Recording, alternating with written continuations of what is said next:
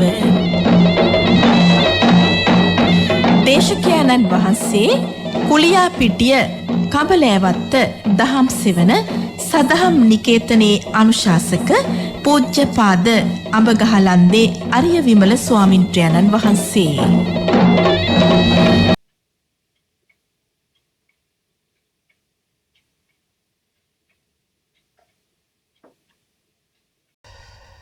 समन्त चक्रवालेषु अत्र गच्छन्तु देवता सद्धम्मं मुनिराजस्य सुनन्तु सग्ग मोक्खदं ධම්මස්සවන කාලෝ අයං භදන්තා ධම්මස්සවන කාලෝ අයං බදන්තා ධම්මස්සවන කාලෝ අයං භදන්තා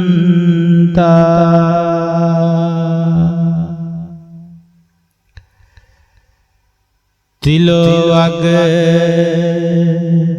බුදු පියා දෙසූ බණ අසන්නට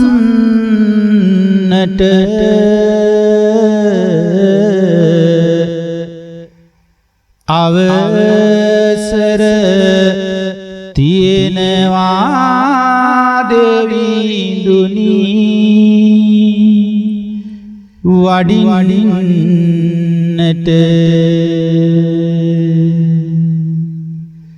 කාලය එළඹ ඇත බුදු බණ කියන්නට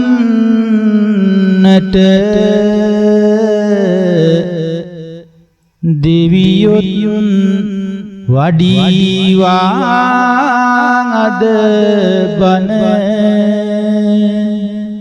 අසන්නට දෙවියොත් වඩීවා අද බණ අසන්නට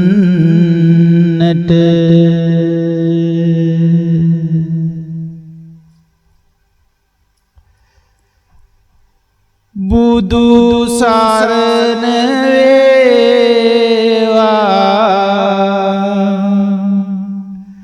සදහම් සරණ වේවා සංඝ සරණ වේවා මෙතුම් සරණින් ජයම වේවා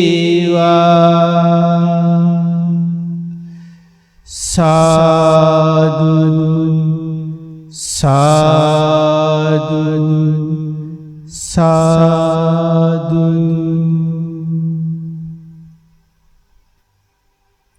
සද්ධාවන්ත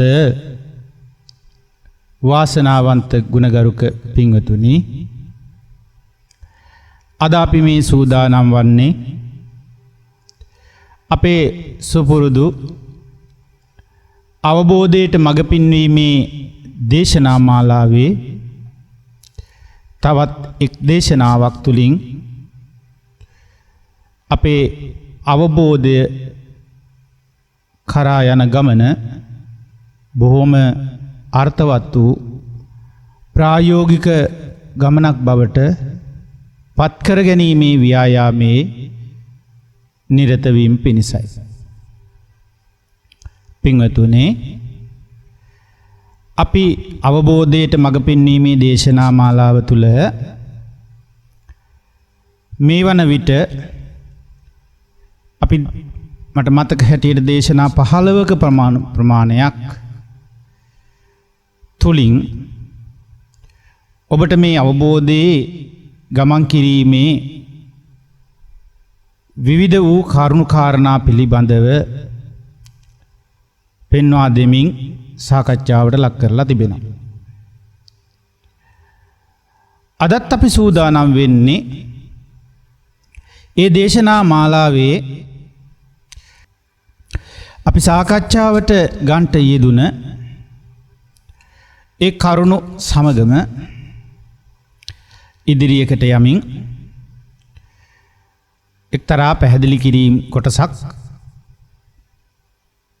මනාව සිදු කර ගන්නටයි බලාපොරොත්තුවක් වෙන්නේ. එනිසා මා කැමැති ගියවර අවබෝධයට මඟ පෙන්වීමේ දේශනාංක 15 යටතේ ඔබ ලැබූ දහම් දැනුම යලි මතකයට සිහිනන්වා ගැනීමකට මූලික වශයෙන් පැමිණෙනවා නම් ඒ වඩාත් සුදුසුයි මේ ධර්ම දේශනාවත් සමග ඉදිරියට අපේ සාකච්ඡාව පැහැදිලි තැනකට රැගෙන එන්න. ඒ නිසා මා ඔබට ආරාධනා කරනවා පින්වත්නි, ඔබ යන්න අවබෝධයට මඟ පෙන්වීම දේශනා මාලාවේ අංක 14 15 කියන දේශනා දෙක ටිකක් නැවත ශ්‍රවණය කරන්න. විශේෂයෙන් 15 වෙනි දේශනාවේ අපි පෙන්වා දීලා තිබෙනවා. අවබෝධය සඳහා අපිට වැදගත් වෙන මූලික වශයෙන් අපිට ඊටාම වැදගත් තැනකට ගේන්න වෙන කාරණා දෙකක් පිළිබඳව මා අවධාරණය කරන්නට යෙදුණා කියලා. එහිදී මේ කාරණා දෙක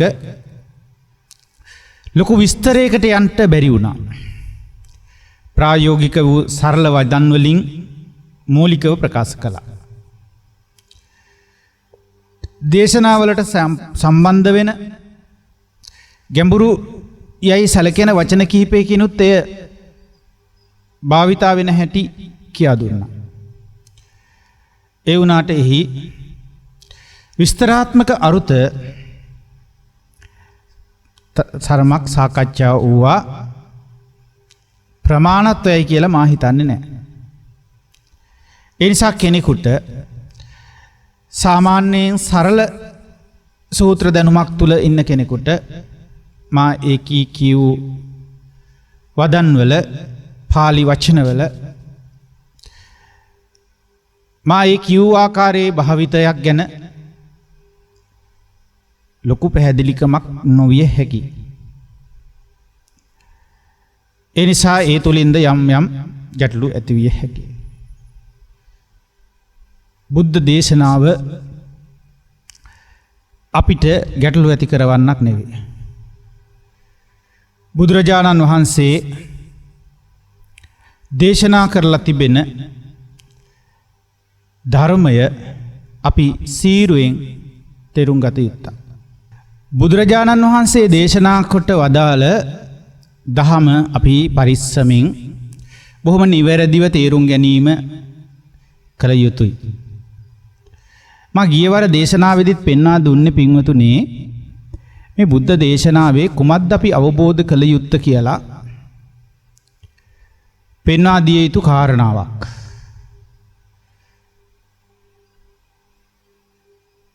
පළමු කොටම වැදගත්සේ සැලකිය යුතුයි. මොකද්ද? ඒක හරි අමතක වෙනවා. ඒකේ අවබෝධ කළ යුතුයි කියලා වචනයක් කියවෙනවනේ අපිට. ඒක අපේ භාවිතයත් එක්ක කියවෙන වචනයක්. මොකද නිතර භාවිතා කරලා පුරුදු වෙලා තියෙන්නේ අවබෝධ කළ යුත්තේ මොකද්ද කියලා තේරුම් ගන්නකොටම අවබෝධත් වෙලා ඉවරයි කියලා. ඒක එහෙම භාවිතා වෙන එකත් හොඳයි පැහැදිලි කරගන්න. මොකද ගොඩක් දෙනෙක් අතරේ භාවිතේ තියෙනවා. කරුණු වශයෙන් ඉගෙනගෙන සූත්‍ර වශයෙන් දරාගෙන තියෙන තැන් පෙන්ව ගන්න දැනුම හදාගත්තාම ඒක ඔස්සේ ටිකක් අපි හිතලා බලන හොඳයි ගැලපෙනවා කියලා තේරුම් අරගත්තාම අපිට හිතෙනවා මේක අවබෝධය කියලා. ඒ නිසා ඒ අවබෝධ කළ යුත්තේ මොකක්ද කියලා තේරුම් ගැනීමේ කටයුත්ත පළවෙනි පියවරක් තමයි. ඒ පළවෙනි පියවර අවශ්‍ය බව අපි ගියවර දේශනාවේ පෙන්වා දුන්නා. ඉතින් බුදුරජාණන් වහන්සේත් මූලිකව දේශනා කරලා කරුණු කාරණා කියලා දෙනවා මේ භික්ෂුන් වහන්සේලාට. උන්වහන්සේ හා සම්මුඛ වන ගිහි හෝ වේවා පැවිදි හෝ වේවා ඒ ශ්‍රාවකයන්ට තමන් මතු කරන දේශනාව මොකද්ද කර යුත්තේ කියන එක ප්‍රශ්න අහහ සාකච්ඡා කර පෙන්වා දීමක් කරනවා. දැන් උදාහරණයක් ඇටියට පින්වත් මහණෙනි ඔබ මොකද මේ ගැන හිතන්නේ කියලා අහනවා ප්‍රශ්න. තංකින් මඤ්ඤත භික්ඛවේ කියන ප්‍රශ්න අහනවා. අහලා උන්වහන්සේ යම් ප්‍රකාශයක් කරනවා. ප්‍රශ්නේ විස්තර කරනවා. තංකින් මඤ්ඤත භික්ඛවේ රූපං නිච්ඡං වා අනිච්ඡං වාති. මොකද මහණෙනි ඔබ මේ ගැන හිතන්නේ? මේ රූපය නිට්ටයද එහෙම නැත්නම් අනිත්‍යද කියලා අහනවා. ඒක තමයි ඒකේ තේරුම. ඒතර සූත්‍රයේ ඒ විදිහට අපිට සඳහන් වීමක් තියෙනවා. එතකොට ඒ භික්ෂුන් වහන්සේලා පිළිතුරු දෙනවා අනිච්ඡම් බන්තේ. ස්වාමීනි ඒක අනිත්‍යයි. එතකොට අදත් අපේ උපාසක පිරිස එක්ක අපි ඇහුවොත් උපාසක අම්මේ උපාසක මහත්තයෝ ඔයාට කොහොමද හිතෙන්නේ? මේ රූපේ නිට්ටයයි කියලාද හිතෙන්නේ අනිත්‍යයි කියලාද? අනේ ස්වාමීන් වහන්සේ ඒක නම් අනිත්‍යයි කියලා අර භික්ෂුන් වහන්සේලා කීවට වඩා මහා ලිංගතුකමකින් මහා සද්ධාාවක් පෙන්වගෙන එතකොට සත්‍ය අවබෝධ වූසේ යම් කිසි ආකාරයක ඇඟවීමක් කරමින්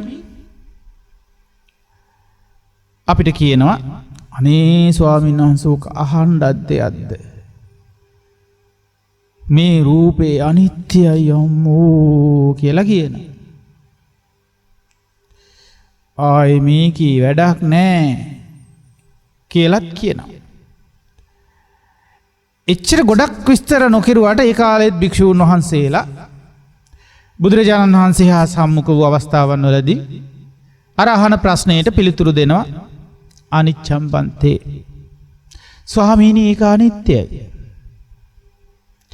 හොඳයි මහණෙනි. දැන් බුදුරජාණන් වහන්සේ එතනින් ඒ උත්තරේට හොඳයි. එහෙමනම් කියන්න බලන්න. ඔබට මොකද හිතෙන්නේ? යමක් වනාහි අනිත්‍ය නම් ඒක දුකද සැපද කියලා අහනවා. එතකොට මේ භික්ෂුන් වහන්සේලාත් පිළිතුරු දෙනවා දුක්ඛම් බන්තේ යම්පනා නිච්ඡං දුක්ඛං වාතං සුඛං වාති කියලා ප්‍රශ්නය අහනවා. යමක් වනාහි අනිත්‍ය නම් මහණෙනි ඒක දුකක් වෙනවද ඒක සැපක් වෙනවද? ඒ වෙලාවේ භික්ෂුන් වහන්සේලාත් පිළිතුරු දෙනවා දුක්ඛම් බන්තේ. අනේ දුකයි ස්වාමීනි. හොඳයි මහණෙනි. ඒ ප්‍රශ්නෙත් එහෙම උත්තරේ බාර ගන්නවා. බාර අරගෙන බුදුරජාණන් වහන්සේ තවදුරටත් ප්‍රශ්න කරනවා. ඔබ මොකද එතකොට මේ ගැන හිතන්නේ? මහණෙනි යම්පනා නිච්ඡං දුක්ඛං විපරිණාම ධම්මං. ඒ කියන්නේ තේරෙනවද බින්දුතුනි? යම්පනා නිච්ඡං කිව්වහම මොකක්ද ඒකේ තේරුම? යං පන අනිච්ඡං. යං කියන්නේ යම. පන කියලා කියන්නේ වනාහි. යමක් වනාහි අනිච්ඡං. අනිත්‍ය නම්. ඒ වගේම කියනවා දුක්ඛං දුකටත් අයිති නම් දුකක් නම් විපරිණාම ධම්මං වෙනස් වන ස්වභාවයකටත් අයිති නම් හැම මොහොතේම විපර්යාසයක් සිදුවෙමින් තියෙනවා. හැම මොහොතේම තියෙන තත්ත්වය වෙනස් වීමකට භාජනය වෙමින් තියෙනවා. හැම මොහොතේම යම්කිසි විකෘතියක් සිදුවෙමින් තියෙනවා. එහෙම නම් තත්ත්වය එසේ තියෙන දෙයක් මහණෙනි ඔබ මොකද හිතන්නේ? ඒ දේ අරගෙන ඒ දේ මුල් කරගෙන ඒ දේ ඇසුරු කරගෙන ජීවිතේ පවත්වද්දී ඒ දේට මෙහෙම කියන එක හරිද? මොකක් නම්ද දැන්? යම්පනා නිච්ඡං දුක්ඛං විපරිණාම ධම්මං කල්ලන්නොතං සමනුපස්සිතුං. ඒකට මෙන්න මෙහෙම තේරුම් අරගන්න එක භාවිතා කරන එක සුදුසුද කියලා අහනවා. කොහොමද? ඒතං මම. ඒක මම කියලා හෝ. ඒතං මම. ඒසෝ හමස්මි. ඒසෝ මේ අත්තාති. ඒ කියන්නේ ඒක මගේ මගේ මගේ කියන්න සුදුසුද? ඒ තමම. ඒසෝ හමස්මි. ඒ තමා මම. ඒ මම කියන්න ඒකට සුදුසුද? ඒසෝ මේ අත්තාති. එය මගේ ආත්මයයි කියලා කියන්න සුදුසුද කියලා අහනවා. දැන් භික්ෂුන් වහන්සේලාත් මේකට පිළිතුරු දෙනවා. නොහේතම් බන්තේ.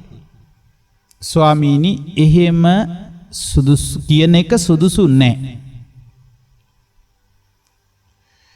ඔන්න ඔය විදිහට බුදුරජාණන් වහන්සේ ප්‍රශ්න අහමින් දේශනාව කරමින් පිළිතුරු ලබා ගනිමින් ඒ පිළිතුරු වලට පිළිතුරු සපයා දෙමින් මොකද්ද මේ අවබෝධ කළ යුත්තක් පෙන්නනවා. මොකද්ද අවබෝධ කළ යුත්තේ? මේ කියපු කාරණා ටික.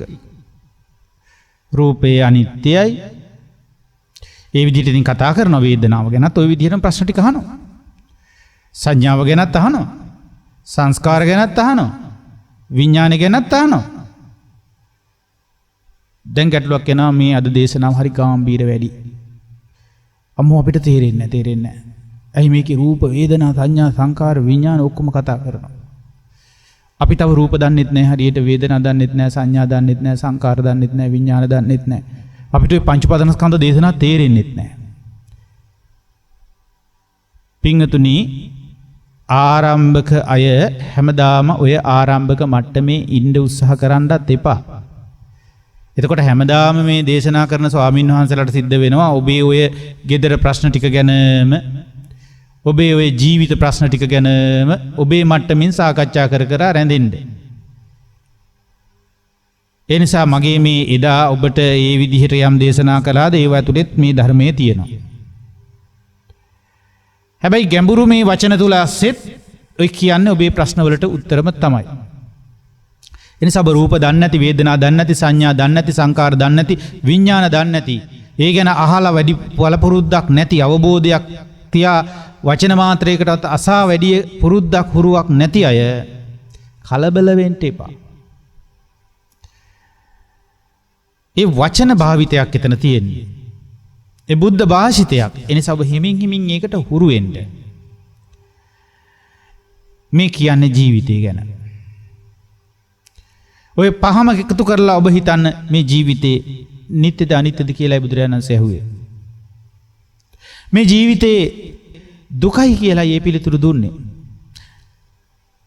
මේ ජීවිතේ අනිත්‍යද කියලා අහපු ප්‍රශ්නෙට දුන්නේ අනිත්‍යයි ස්වාමීනි.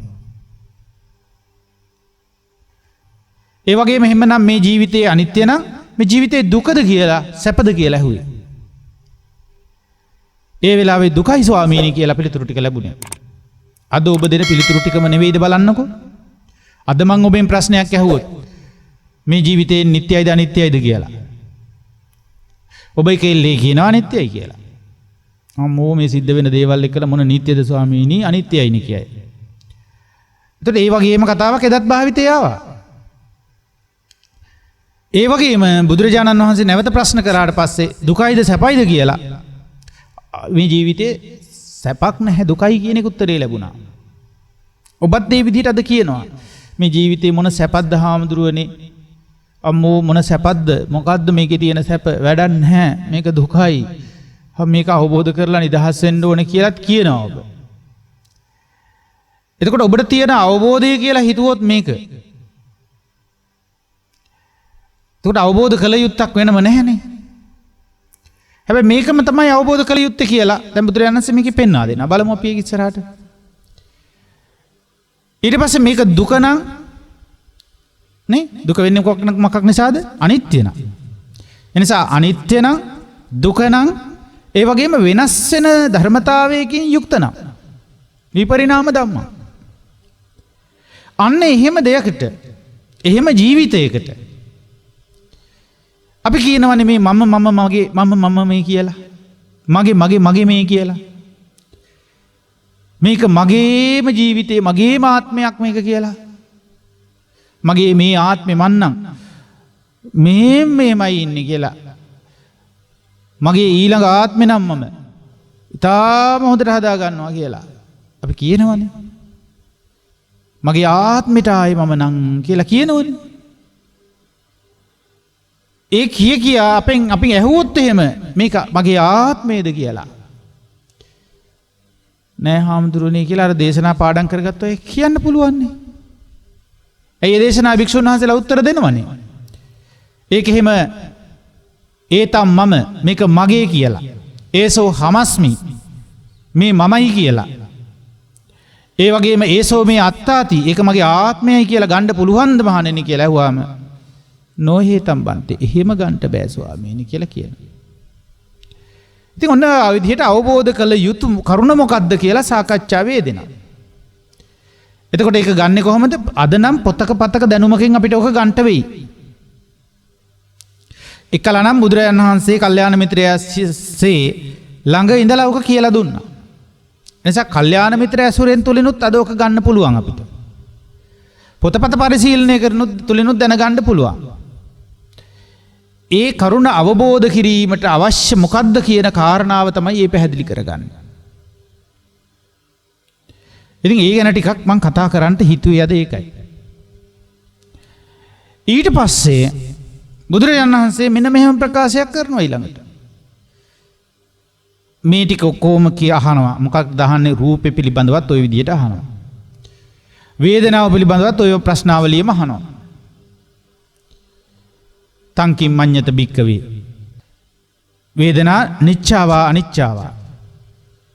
ඊගාවට සංඥාව ගැනත් අහනවා. සංඥා නිච්චාවා අනිච්චාවා.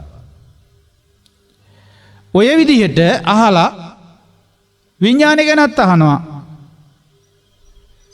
විඥානං නිච්ඡං වා අනිච්ඡං වා. මේ ප්‍රශ්න ඔක්කොටම පිළිතුරුත් දෙනවා.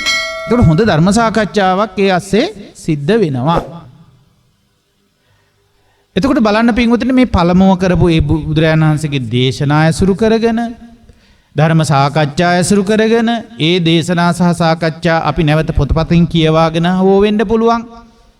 අපි තවත් කල්යාණ මිත්‍ර පිරිසක් අතරේ ඒ සාකච්ඡා කරමින් හෝ වෙන්න පුළුවන්. මේ ලබන්නා වූ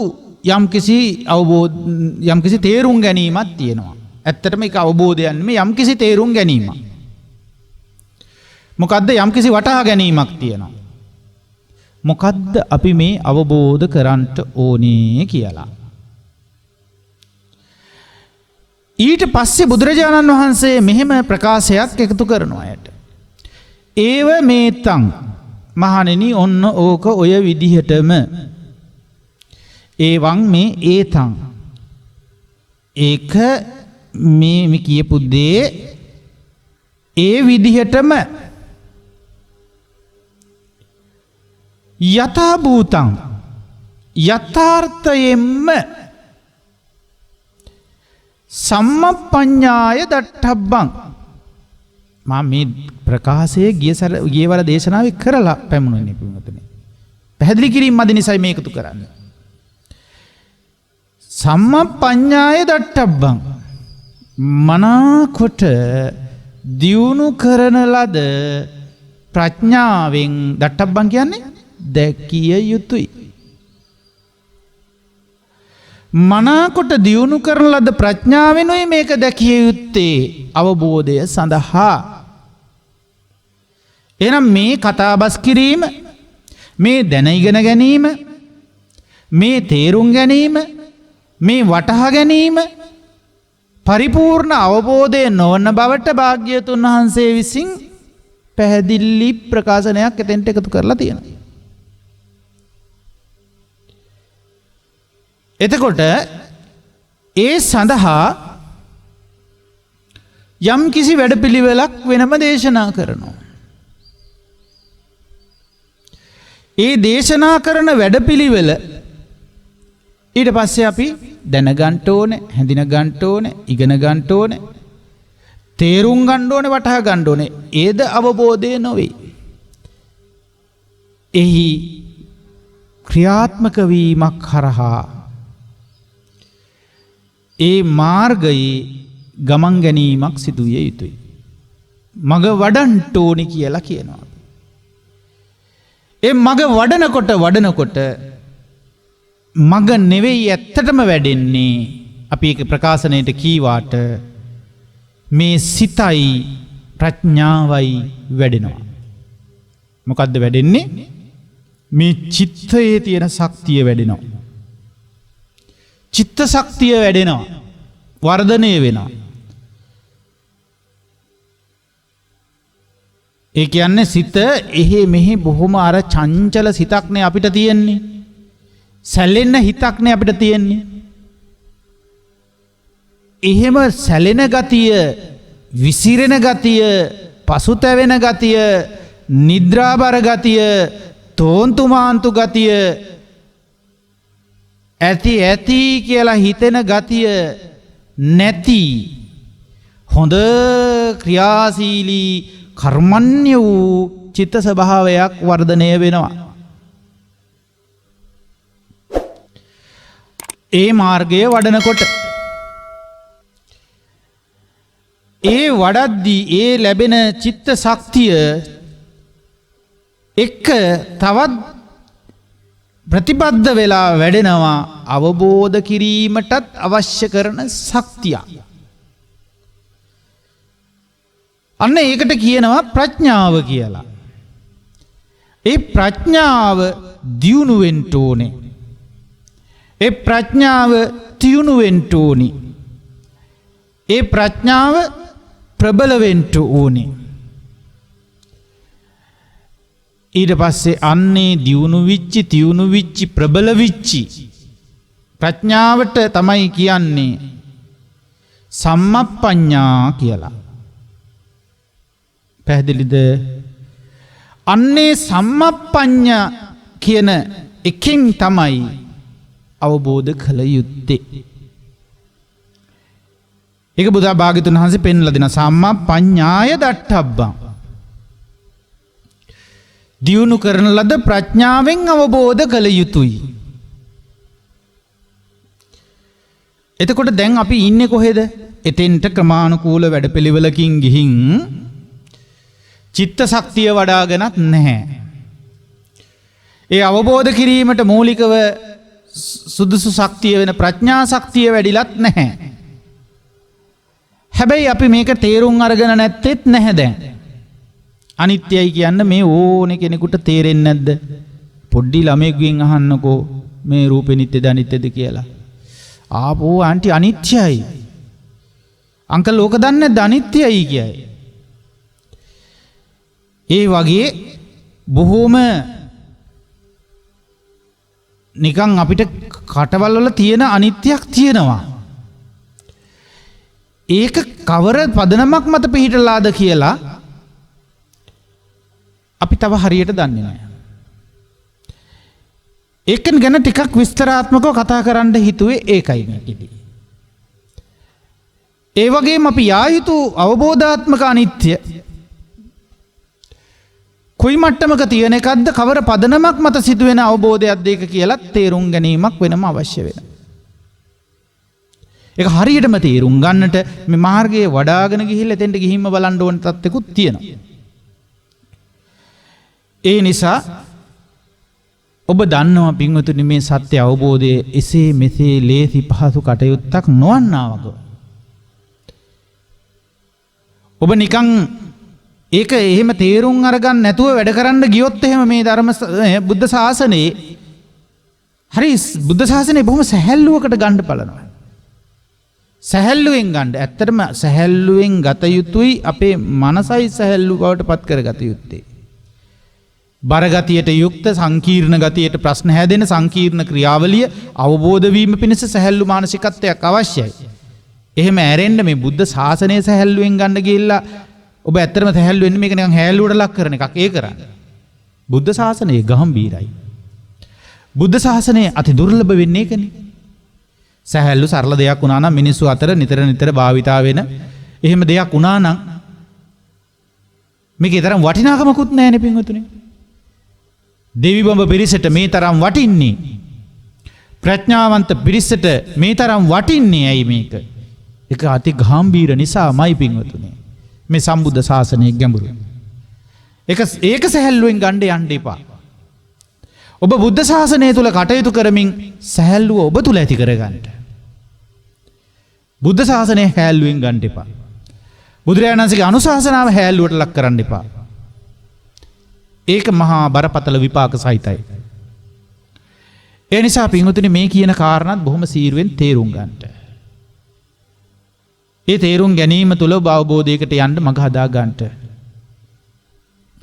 ඉතින් පින්වතුනි ඒකෙදි මේ බුද්ධ ශාසනය තුල පෙන්ලා දෙන්නේ මොකද්ද කියලා. ඒ සහැල්ලුවට ගන්න නැතුව හැල්ලුවට ගන්න නැතුව හොඳ ගැඹුරකින් තේරුම් ගන්නට නම් අපි මේ ප්‍රායෝගික වැඩපිළිවෙලටත් ප්‍රවේශ වෙන්න ඕන. හැබැයි මූලික වශයෙන් මේ දැනුම කොතන තියෙන එකක්ද කියලාත් පැහැදිලිව තේරුම් ගන්න ඕන. එතකොට මේ මූලික දැනුම් සම්භාරය තමයි බුදුරජාණන් වහන්සේත් මුලින් සාකච්ඡාව ඇසුරු කරගෙන දේශනාව ඇසුරු කරගෙන ලබලා දෙන්නේ. ඒක මූලික දැනුම් මට්ටමක් තියෙන්න ඕන කෙනෙකුට. ඒකයි බුදුරජාණන් වහන්සේ මුණ ගැහෙනකම් ওই චරිත ටික කොහොම තිබුණේ. ඉතින් මාර්ගයේ වඩලා ඇවිල්ලා වඩාගත්තු මාර්ගය සම්පූර්ණ කරලා ප්‍රතිඵලය කරා ළඟා වෙන්න ඒ මාර්ග බ්‍රහ්මචර්යාව සම්පූර්ණ වෙන්න බුදු කෙනෙක් මුණ ගැහෙන්න ඕනේ වුණානේ ඒගොල්ලන්ට. එතකොට එතනදීම යම් කෙනෙක් පොඩි මේ අවස්ථාවකින් මේ සුළු ශ්‍රවණයකින් ශ්‍රවණ මාත්‍රයකින් යමක් පැහැදිලි කරගන්න ලොකු අවබෝධයකට පැමුණුණා වෙන්න පුළුවන්. ඒ පිරිස ඒ මාර්ග බ්‍රහ්මචර්යාව බුදුරජාණන් වහන්සේත් එක්කම පාරමිතා පුරන සමයන්හි බොහෝ පාරමී ධර්ම පූර්ණය කරගෙන පැමිණිච්ච උත්තම පිරිසක්. හැමෝම එහෙම කළේ නෑනේ. ඒ අතර ඒ කරුණ අවබෝධ කරගන්න අද වෙනකනුත් බැරි විච්ච ඔතන හිටියා නොවෙන්න බැරි නෑනේ. අද වෙනකනුත් මේකේ මේ පෙරහැරේ යනවනේ තව සමහර අය ඒක අවබෝධ කරගන්න බැරි විච්ච. ඒ යුගයේ ඒ තැනත් වැඩ ඉඳලා ඉතින් එහෙම නොවෙනමයි කියලා අපි ගැනම අපි කොහොමද කියන්නේ? බුදුරු කී දෙනෙක් අභිමුඛයේ බුදුරජාණන් වහන්සේලා කී නමක් අභිමුඛයේ කී නමකට සම්මුඛව මේ බුදු වදන් ශ්‍රවණය කරන්නට ඇද්ද? නමුත් ඒ වාගෙන් අපි ප්‍රමාණවත් සෑහීමකටපත් නොවි. ඒ කියන්නේ අවබෝධයේ සෑහීමක් වෙලා නැහැ එතන අපිට. ප්‍රමාණවත් තරම් සිත දියුණු වෙලත් නැහැ. ප්‍රමාණවත් තරම් ප්‍රඥාව දියුණු වෙලත් නැහැ. දැනුමක් හැටියට එදත් ඒ කරුණ අපි දැනගන්න ඇති. ඒ වුණාට අපි එතනින් මෙහෙට එනකොට ඒ දැනුමත් අපෙන් අයින් වෙලා. ඒ දැනුම ලබාගත්තු පුංචි හුරු පුරුද්දක් තියෙන නිසාද කොහෙද අදටත් මේ ධර්මයේ ඇහෙනකොට ඒ දැනුමට පොඩි ලැබියාවක් ඇති වෙනවා. සමහර අය ඒක දැනුමත් එක්ක ජීවත් වෙන්න පුරුදු වුණාම ඒ පුරුද්දත් එක්කලා ලොකු ලැබියාවක් ඒ දැනුම සම්බන්ධයෙන් ඇති වෙලා ඒ දැනුම අවබෝධයක්සේ දැනිලා තේරිලා උද්ධාමයකටත් පත් වෙන්න ඉඩ තියෙනවා. නමුත් පින්වතුනි මාර්ග බඹසර මාර්ග බ්‍රහ්මචර්යාව පැහැදිලිව අපි හඳුනාගත යුතුයි. සසර පුරුද්දට අපි පුරුදු විච්ච විදිහට මේ දේ කරලා හරියන්නේ නැහැ. එහෙම වුණොත් ඒ සසරේ පුරුද්දේ තියෙනවා. කෙසේ හෝ මේක අහිමි කරගන්න පුරුද්දකුත් තියෙනවා. ඒ හුරුවට මේ සැරෙත් මේ අවබෝධ කරනවා කියන කතාව ASCII ඒ අහිමි කර ගැනීමේ හුරු පුරුදු කන් ටිකත් මේක ASCIIම ගියොත් අපිට වැඩේ වරදින්නේ නැද්ද පින්වතුනි?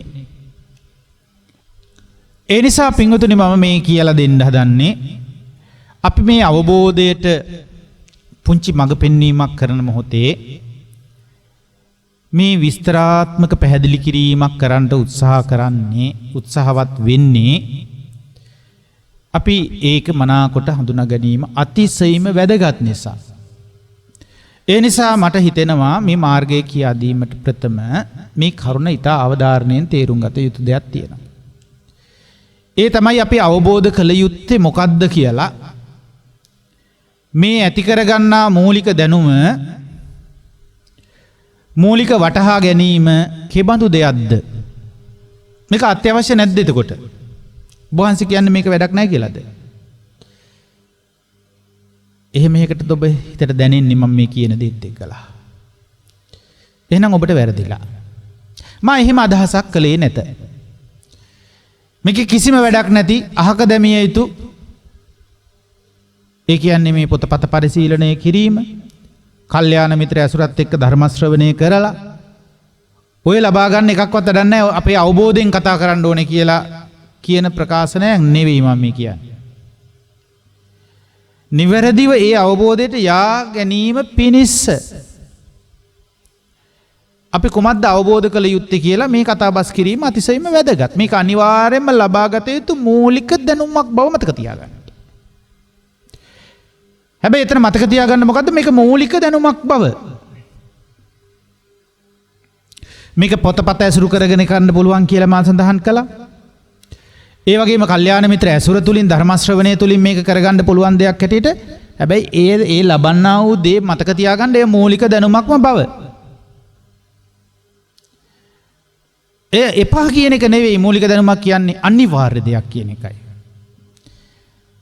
මූලික දැනුම කියලා කියන්නේ එපා දෙයක් කියන එක නෙමෙයි. මූලිකයි කිව්වහම අපිට නිකන් මූලිකේව වැඩක් නැතුව ඇති මුල් කොටස් එච්චර වැඩක් නැහැ. දැන් අපි දන්නවා ওই රසායන විද්‍යාව වගේ විද්‍යාව ඉගෙන ගන්න ගැඹුරට යනකොට මුලින්ම මූලික සංකල්ප ටිකක් උගන්වනවා. අපෝ පළවෙනි පාඩම මූලික සංකල්ප. ඒ මූලික සංකල්ප වැරදුනහම සියලුම සංකල්ප ඒවත් ඒ ගොඩනගනවා නම් ඒවා සියල්ලම වැරදිනවා. මේ බුදුරජාණන් වහන්සේගේ ධර්මය සියලු සංකල්පනාවලින් නිදහස් වෙන තැනකට යන්න ඕනේ, සංකල්පනාවකට යන්න ඕනේ. ඒ නිසා සංකල්පනා මතු කර සංකල්පනා ගොඩනගනගා ලෝකයක් හදාගෙන සංකල්පනා තුලින් හදාගත්තු ලෝකයක අතරමං වෙලා විවිධ කල්පනාවන්ගේ හිත හිර වෙලා ඉවරයක් නැතුව තොරතෝංචියක් නැතුව දුක් විඳිනවා මේ කල්පනා කර කර. දුක් විඳ විඳා කල්පනා කර දුක් විඳිනවා. සිද්ධිය සිද්ධ වෙනකොටත් වඩා සිදු වුණාට පස්සේ ඒ ගැන කල්පනා කර දුක් විඳින අය බොහෝමයි කියලා ඔබට තේරෙවි ඔබේ ජීවිත දිහා බැලුවාම. මා මේ කියන බණ තේරුම් ගන්න ඕන නම් ඔබ ඔබේ ජීවිතය දිහා බලන්න. ජීවිතය දිහා බලනකොට ඔබට තේරෙයි කල්පනා කර මේක හදා ගන්නවා මහ දුක. ඒ නිසා කෙනෙක් එතනින් නිවන් මඟ දේශනා කරන්න එතනම පටන් ගන්නතොත් එතනම නිවෙන්න කියලා කල්පනා නොකර හිටියාම ඉවරයි නේනම්. මං ඔය හාමුදුරනේ දැන් නිවන් දකින්න හදන එකේ ඔය කිසි දෙයක් කල්පනා කරන්නේ නැහැ. කල්පනා කරන එක හේමම නවත්තලා තියෙනවා. දැන් බුදුරජාණන් වහන්සේ බලන්න කල්පනා කරන්න එපා හිස් වෙලා ඉන්න මොකෝවත් නැතුව හිස්ව ඉන්න කියලා නෙවෙයි මේ දේශනා කරන්නේ. බුදුරජාණන් වහන්සේ ශුන්‍ය තැනක් දේශනා කරනවා. බලන්නේ ශුන්‍යතාවයට ආවේ කොහොමද කියලා. මේක දුකක් කියලා කල්පනා කරන තැනට මේක අනිත්‍යයි කියලා කල්පනා කරන තැනට හිත ගෙනල්ලා තමයි ඒක කරන්න ඕනේ. ඒ වැටහීමත් එක්කයි හිතෙන්ට එතෙන්ට එන්න ඕන. මේකේ ශුන්‍යයි කියලා තේරුම් ගන්නේ මොකෙන්ද? ඒව මේතං යථා භූතං සම්මප්පඤ්ඤාය දට්ඨබ්බං කියලා කීවේ ඒ කරුණ සඳහන් කරලමයි. මොකද්ද? කල්ලන්නුතන් සමනුපස්සිතුන් කියලා සලකන එක සුදුසුද? මම කියලා, මගේ කියලා, මගේ ආත්මය කියලා. අන්න එහෙම සලකන්න සුදුසු නැති කමක් මේකේ තියෙනවා. එහෙම සැලකීමට ගන්න සුදුසුකමකින් හිස් මේක. කොහොම එකකටද සුදුසු නැත්තේ? කොහොමද ඒකින්ද හිස්? මම කියලා, මගේ කියලා, මගේ ආත්මය කියලා ගන්න තියෙන සුදුසුකම් වලින් හිස්. එහෙනම් එහෙම මම කියලා, මගේ කියලා, මගේ ආත්මය කියලා යමක් ගන්නේද ඒ සියලු දෙනා ඒ හිස් ලෝකෙට අයිති වෙනවා. ඒ නිසා බුදුරජාණන් වහන්සේ ඒ අයට සමහර අවස්ථාවලදී ආමන්ත්‍රණය කරන්නේ හිස් මිනිසුනේ. මම ඔහොමද උඹලට කිව්වේ කියලා. හිස් මිනිසුනේ මොකද්ද මේ හොයන සැපේ? මා දේශනා කොට තිබෙද්දී මේ අවබෝධ කළ යුතු දුකක් මෙතන තිබෙනා බව. මොකද්ද මේ හොයන සැපේ? හිස් මිනිසුනේ මොකද්ද මේ නිත්‍ය ලෙස ග්‍රහණය කරගෙන සිටින්නේ? එනිසා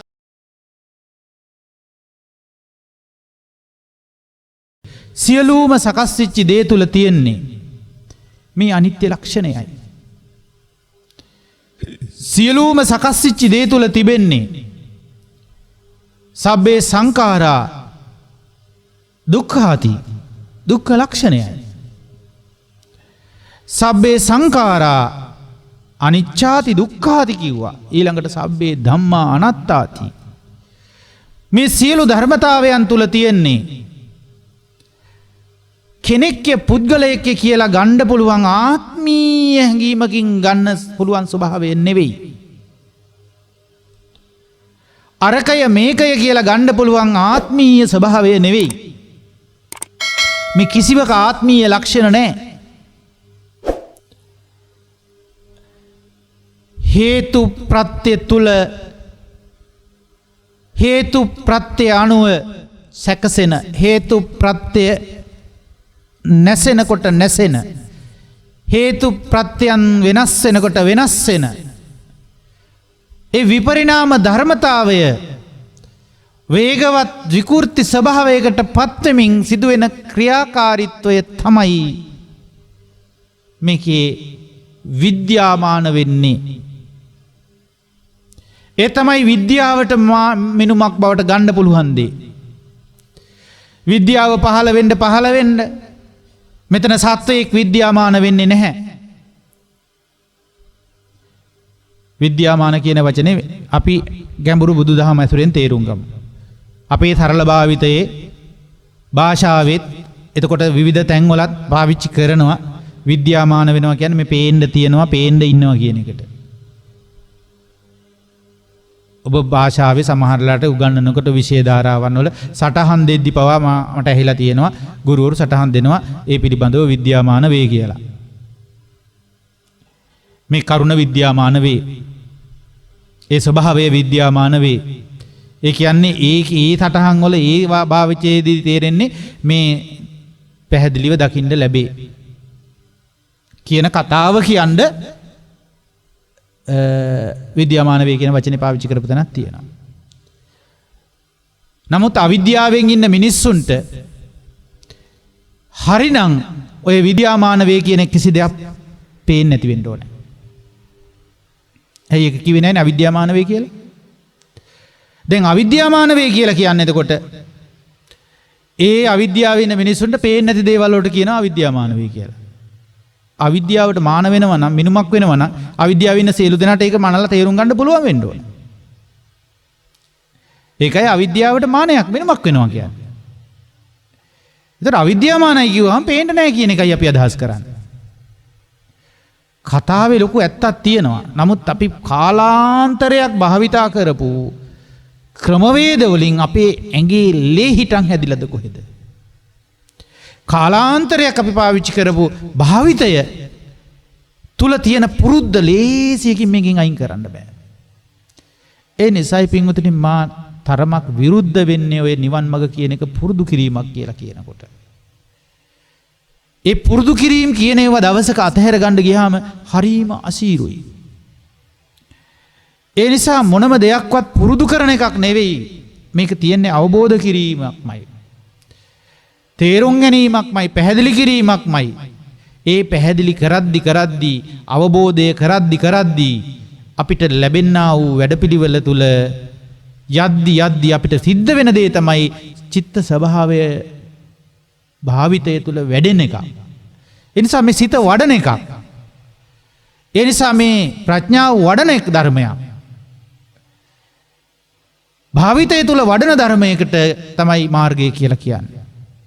ඒතර මාර්ගය කියලා ඇත්තටම කරන්නේ මග වඩනවා කියන වචනෙන් ඔබ අහලා ඇති. මග පුරුදු කරනවා කියන වචනෙට වඩා අති සාර්ථකයි මග වඩනවා.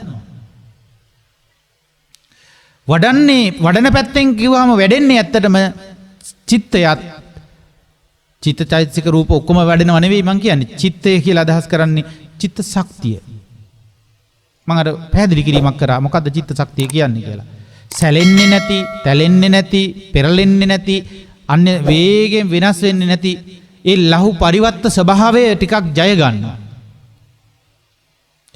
වහා වේගෙන් වෙනස් වෙන ස්වභාවයට කියන මොකද්ද? ලහු පරිවර්ත. ඒ ලහු පරිවර්ත ස්වභාවය වෙනුවට නොසැලෙන ගුණයක් මේකේ වැඩෙන්න ගන්නවා. ඒ කියන්නේ පැහැදිලිව නොසැලී එක ඉලක්කයක් ඔස්සේ යන්න පුළුවන්, හඹාගෙන යන්න පුළුවන් ලක්ෂණ මේකේ වැඩෙන්න ගන්නවා. ඒවා තමයි සද්ධාදී ලක්ෂණ කියන්නේ. ඒතර සද්ධාව තේරුම් ගන්නේ නොසැලෙන ස්වභාවයක් ඉතේ ඇති වෙනවා නම් යම්කිසි මේ භාග්‍යවත් බුදුරජාණන් වහන්සේ දේශනා කළා වූ ධර්මයේ පිළිබඳව ඒ සද්ධාදී ලක්ෂණ පිළිබඳවයි කතා කරන්නේ. ඒ නිසා අපි ඒ නොසැලෙන භවකින් මේ සද්ධාව තේරුම් ගන්නත් උත්සාහ කරන්න. ඉතින් අපි කතා කර හිටපු තැනට ප්‍රවේශ වෙමු නැවත. මේ කතාවේ අපි පැහැදිලිව තේරුම් ගන්න ඕනේ මේ අවබෝධය සඳහා මූලික වශයෙන් බුදුරජාණන් වහන්සේ පෙන්ලා දෙනවා. මොකද්ද පෙන්ලා දෙන්නේ? මේයි අවබෝධ කළ යුත්තේ. ඒ අවබෝධ කළ යුත්තේ පැහැදිලිව පෙන්ලා දීලා. සබ්බේ සංඛාරා අනිච්චාති කියලා කියනවා. හැබැයි ඊට පස්සේ කියනව නේද? යදා පඤ්ඤාය පස්සති. දැන් අපි අනිච්චාති කියන එක අහනවා. කනට ඇහෙන ඇසීමක් ඒක. යම් විදිහකින් අපි තේරුම් ගන්නවා. ඒක හඳුනා ගන්නවා මෙහෙම මේක ඇත්ත තමයි කියලා. ඒ හඳුනා ගැනීමකට බැඳිලා තියෙනවා. ඒ හඳුනා ගන්න විදිහට ඊට පස්සේ හැම දෙයක්ම දිහා දකින්න පුරුදු වෙනවා. අනිත්‍යයි නියුකත් කියලා.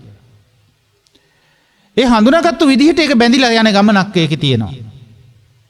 නමුත් බුදුරජාණන් වහන්සේ දේශනා කරන්නේ ඒ හඳුනා ගැනීමෙන් මේක මනාකොට අවබෝධ කළ යුතුයි කියන කතාවක් නෙමෙයි.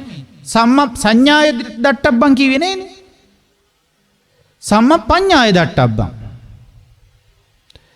ඒ නිසා මේක මනාකොට දියුණු කරලද සංඥාවෙන් තේරුම් ගත යුතුයි කිව්වනම් ඔන්න අපිට එක එක සංඥා ඇසුරු කරගෙන මේකට විවිධ සංඥා තියලා ඒ සංඥා වලින් අපිට මනසට මේ පණිවිඩය දීලා ගබඩා කරගත්තාම හරි. එතකොට අපිට මනස ලොකු ගබඩාවක්. මොනවයි ගබඩාවද? සංඥාවල ගබඩාවක්. ඒ සංඥාව එනකොට අපිට අර තේරම මතක් වෙලා එනවා. එතකොට අපිට දවසක මේ මනසේ කැපැසිටි එක ඕවර්ලෝඩ් වෙච්ච ගමන් එතනින් එහාට දාන්න ඉඩ නැහැ. ඒ නිසා පුංචි කාලේ මේ මනසේ කැපැසිටි එක පුරව ගන්නකම් අපි නොයි කුණු කන්දල් වලින් මේක පුරව ගන්නවා. පුරවගෙන අනවශ්‍ය සංඥා එකතු කර ගන්නවට තමයි අපි කියන්නේ ඊට පස්සේ ලෝකෙ දියුණු වෙනවා කියලා. අපේ ලෝකේ අපි දියුණු කර ගන්නවා කියලා අනවශ්‍ය ගබඩාවක් මේ මනසේ සකස් කර ගැනීම තුල අපි තොග ගබඩාවක් එකේ තියෙනවා සංඥාවල. සංඥා කියන්නේ එක එක දේවල් පිළිබඳව දාගත්තු අර හඳුනා ගන්න පුළුවන් ඉඟි ලැබලා දෙන මූලික ශක්තියක් වගේ එකක්. ඒ සංඥා කියන්නේ හඳුනා ගැනීම ලෝඩ් කරලා තියෙනවා. ඒ හඳුනා ගැනීම ලෝඩ් එකක් ආවහම ඒක ඕවර්ලෝඩ් කියලා කියනවා ප්‍රමාණය දරන්න බැරි වෙනකොට. ඒක අධිපීඩනයක් එනවා අපිට. එහෙනම් මේ ලෝකයේ දියුණු කර ගැනීමේ ක්‍රමවේදය තුල මිනිසයා අවසානයේ පුදුමාකාර මානසික පීඩනයකට ලක් වෙනවා. එතකොට මානසික පීඩනය මුල් කරගෙන මනස හා එකක බැඳිලා කටයුතු කරන රුධිර සංසරණ පද්ධතිවල පීඩනය රුධිර පීඩනයක් සේ මතුවිය හැකියි. ස්නායු පද්ධතියේ ඇතිවෙන යම්කිසි අසමතුලිතතා පීඩන තත්ත්වයන් ස්නායු සම්බන්ධව ඇතිවෙන ආබාධයක් සේ මතුවිය හැකියි. එතකොට මේ සියල්ලටම මූලික වෙන්නේ ඒ ලෝකේ දියුණුවයි කියලා කන්නා මේ දැනුම් පද්ධතියක් මත දියුණු වීගෙන යාම කොතනින් අවසන් වෙයිද දන්නේ නැහැ. හැබැයි මේකේ අත්‍යවශ්‍ය වෙන ධර්ම මාර්ගය සම්බන්ධ අපි අවබෝධ කළ යුත්තේ මොකක්ද කියලා දැනුමක් අපිට අත්‍යවශ්‍යයි. ඒ දැනුමෙන් අපි හිස්සමින් අවබෝධයෙන් බැහැරට ගිහින් ලෝකය දියුණු කරගන්නා විවිධාකාර තාක්ෂණික ක්‍රමවේද ලෝකයේ වඩා ශක්තිමත් කරගන්න අපි මේ වැඩ පිළිවෙල දියත් කරගෙන තිබෙනවා පින්වතුනේ. මට හිතෙන්නේ ලෝකයෙන් නිරුද්ධ වෙන්න බැරි වෙන්න හේතු වෙන්නේ අන්නේ ශක්තිමත් කරගත්තු වැඩ පිළිවෙලමයි. ඒ නිසා මේ ලෝකයෙන් නිරුද්ධ වෙන්න නම් ලෝකයෙන් ඈතර වෙන්න නම් ලෝකයෙන් අපි තුල නිරුද්ධ වෙන්න ඕන. ඒ නිසා බුදුරජාණන් වහන්සේ දේශනා කරන්නේ ලෝක සමුදය ගාමිනී පටිපදාවක් නොවේ පින්වතුනි, ලෝක නිරෝධ ගාමිනී පටිපදාවක්. ඒ ලෝක නිරෝධගාමී පටිපදාව කරා ප්‍රවේශ වෙන්න අපි පැහැදිලිව මාර්ග දර්ශනය ඇති කරගත යුතුයි. ඒ කියන්නේ මාර්ග දර්ශනය තුල හරියට අපි ක්‍රියාත්මක වුණේ නැත්නම් අපිට ප්‍රඥාවේ අභිවර්ධනය කියන එක සිද්ධ වෙන්නේ නැහැ. ඒ අභිවර්ධනයකට ප්‍රඥාවේ ගියේ නැත්නම් ඒ ප්‍රඥාවෙන් මේක අවබෝධ කරගන්න වෙන්නේ නැහැ. පැහැදිලිනේ. සබ්බේ සංඛාරා අනිච්ඡාති කිව්වා. ඒ වගේම යදා පඤ්ඤාය පස්සති, යම් දවසක දියුණු කරලද ප්‍රඥාවෙන් මේක දැක්කොත්. ඒ වගේම සබ්බේ සංඛාරා දුක්ඛාති කිව්වා. සියලු සංස්කාරයන් සකස් වෙච්ච දේවල් දුකයි. ඒක කියලා දුන්නා ඉස්සරලා. ඒකත් මොකද කරන්නේ? යදා පඤ්ඤාය පස්සති. ඊළඟට සබ්බේ ධම්මා අනාත්තාති. සියලු ධර්මතාවයන් අනාත්මයි. ආත්මීය ලක්ෂණයකින් හිස්. නිකම්ම එම්ටි ස්වභාවයක් නෙවෙයි. ඒකේ ආත්මීය ලක්ෂණයක් නැහැ. නොಓන. ආත්මීය ලක්ෂණය කියලා කියන්නේ අයිතිකාරයෙක් පනවන්න පුළුවන් ස්වභාවයක් නැහැ. අපිට එහෙම නෙමෙයි, හැම එකකටම දැන් අයිතිකාරයෙක් ඉන්නවා. වත්තක් පිටියක් ඇද්ද අයිතිකාරයෙක් ඉන්නවා. එක්ක රජයට අයිති. දැන් ඉඩම් අයිතිය කියාගෙන කා කොටාගෙන මැරීලා වැටිලා ජීවත් වෙන මිනිස්සු ඉඩම් වලට අයිති කියනදලා මහ පොළවේ කොටස් බෙදාගෙන. මොකද වෙන්නේ? මරණය තුලින් හෙලිවි යයි හැමදේම. මොකද්ද හෙලි වෙන්නේ? ඔහුට මහ පොළවේ කිසිම කොටසක් අයිති නොවූ වගත්, ඔහු ඒකාන්තයෙන්ම මහ පොළවට අයිති වී ගිය වගත් හෙලි වී යනු ඇත. බොරුද? අපේ අත්තලාද මුත්තලාද මුතුන් මිත්තලා හැම කෙනෙක්ම ආදිම පරම්පරාවේ ඉඳලා ඉදිරියට එන්න මෙන්න ඔබ දක්වා. ඔවුන්ගේ මරණය තුල ඔබට ඔප්පු කළේ කුමක්ද? ඔවුන්ට ඉඩම් අක්කර මෙච්චර තිබුණාය කියන කතාවද ඔප්පුනේ. ඒ කිසිවක් ඔවුන්ට අයිති නැති බව ඒත් එක්කම ඔහුද මහ පොළවේ කොටසක් බවට මහ පොළවට අයිති වී ගිය බවත් නෙවෙයිද? තාම අපි ඉගෙන ගත්තු නැති පාඩමක් නේද පින්වතුනි? ඔවුන් මගේ කියාගත්තු කොටස් ටික, ඉඩකඩම් කොටස් ටික දරුමනුඹුරෝ හැටියට බෙදා හදාගෙන මගේ කියන්න පුරුදුනා නේද? ඔවුන්ගේ ඇඳුම් කඩමලු ටික පවා මගේ කියලා බෙදාගත්තේ නැද්ද? ඒ ටික බෙදා ගන්න සහෝදර සහෝදරියෝ පොර කෑවේ නැද්ද? හිත සවුත්තු කරගත්තේ නැද්ද මේ බෙදා ගන්න යනකොට? මොනවද මේ? ඕ අපිට අයිති නැහැ. ඒ නිසා අයිතිකාරයෙකුගෙන් හිස් බව අපිට තේරෙන්නේ නැහැ. හැබැයි අනාත්මයි කියන්න තේරෙනවා.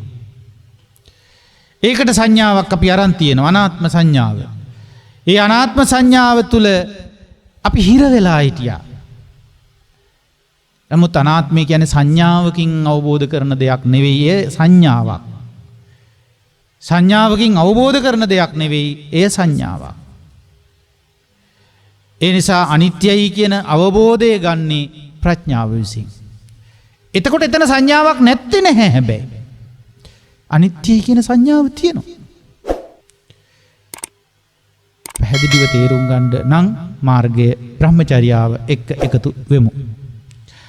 ඒ නිසා පින්වතුනි, මේකේ මේ මූලික දැනුම අපි ලබමු පැහැදිලි අවබෝධයක් එක්ක. මූලික දැනුම අපි සකස් කරගමු. මේ දැනුම හොඳට හදා ගන්නත් ඕනේ. පොත් මං කිව්වා පොතපත ඇසුරු කරගෙන, කල්යාණ මිත්‍ර ඇසුරෙන්, ඒ වගේම දහම් සාකච්ඡා එක්ක එකතු වෙලා මේවා තේරුම් ගත යුතුයි. නමුත් ඔබ ඊටාම පැහැදිලිව තේරුම් ගත යුතු කරුණ තමයි මේ වෙනකම් මා අවධාරණය කළේ. ඒ තමයි මේක කිසි විටකත්ම සම්පූර්ණ හෝ පරිපූර්ණ වූ අවබෝධය නොවන වගේ. ඒ වගේම තවත් තේරුම් ගන්න ඕනේ මේ ලබන්නා වූ දැනුමද මට කියන්න තියෙන්නේ මේක. එය ඊටා නිවැරදි අයුරින් ඇති කරගත යුතුයි.